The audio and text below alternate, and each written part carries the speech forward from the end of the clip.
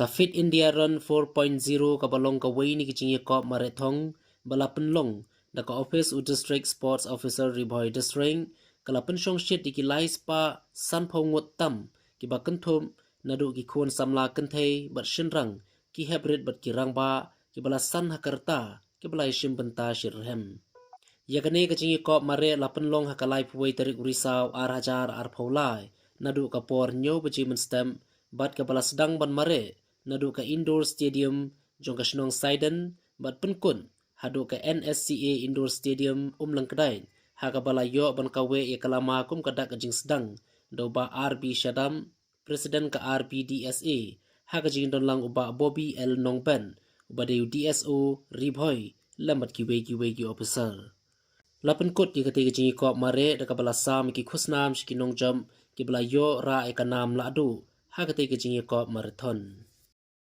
Magandang hukum kanya kecil mare.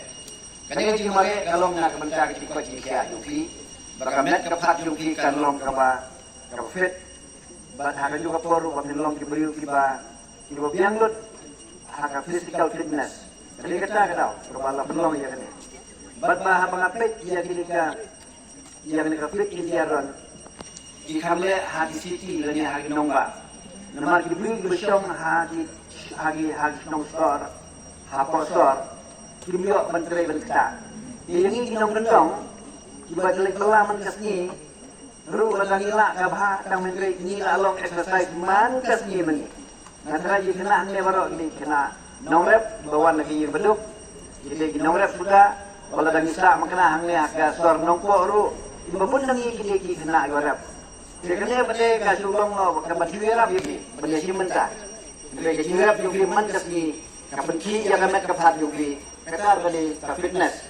Mengenai ba, kini kirupam organize ya dua kini, hable himal kapor. Bagai itu lah sebut ngayu yang ni kan kena beramrit ba, kiasi mentah. Karena kepeti kadak, kebat wat kibru kibasakan sanong gendong ru, sedang masuk tu ya kani ka fitness, ya kani ka judon bangin pelong ya lade kibru kibakot kibakia. Langba kali mare. Nah, semua bangatip mentaba, malasnya di dunia ia kena hindi ulabune, malasnya yang mana labun ha. Kalau melong balon kuat kali kilometer ne ngambil bahagian betul. Kenapa? Dengan ba di bu officer jong kali itu, nang disekmat dan organize dengan man lakapor, buat mengiru nak RBDSA ni dan kau ikut temu, bangin pelong dari Boyron. Dilanong inle, ia kata misalnya lah jam kita jumpa, akan jindap san bos jong RBDSA. Nilap ni ia di projek lani ia di kambar ia di item nak berdagang senam arajar arbusau, bangis yang bakal long kawai nanti item kan long kene, akan mengilak menelong. Kajing mare, kapal penelong kajing kuat kia ia di baru. Bulan besar ia di nak office dupi